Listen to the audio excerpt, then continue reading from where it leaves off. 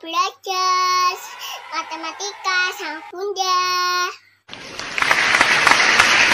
Oke, soal nomor 1.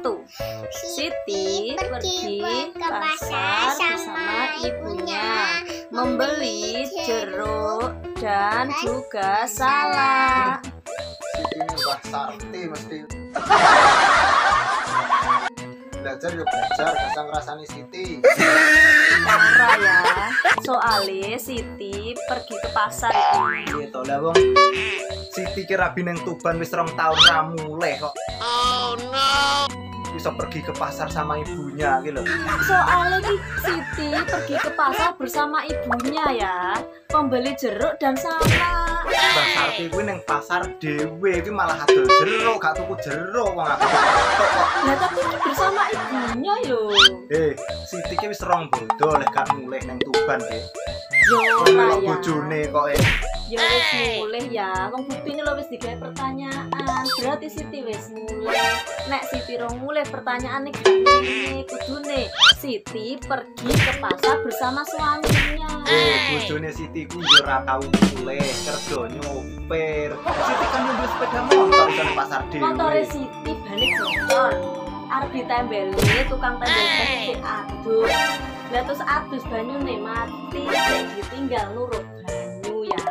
Lah terus nurut banyu tukang tembel balik petuk kancane, sik dijak ngopi. Ayo suwi.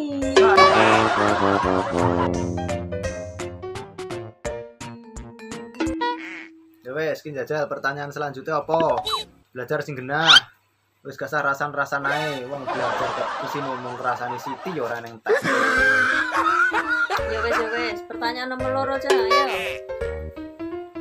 Saya disuruh ayah membeli rokok dengan harga 20.000.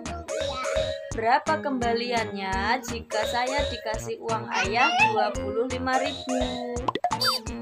Bro, jawabannya jangan, ayo dihitung ayo. 3.000. Kok bisa 3.000 loh? Sik ya. Jajal piro? Kan digawani uang 25.000. Terus harga rokok ayah 20.000. 25 dikurangi 20 sama dengan 5.000 rupiah. Juga iso ya 3.000. Rumusnya gak ngono kuwi. 25, 20, 5.000 ya. Dan sing numpak sampean rokok ayah regane piro? Ini duit selawe. 3.000. Lah iya rokok ayah regane.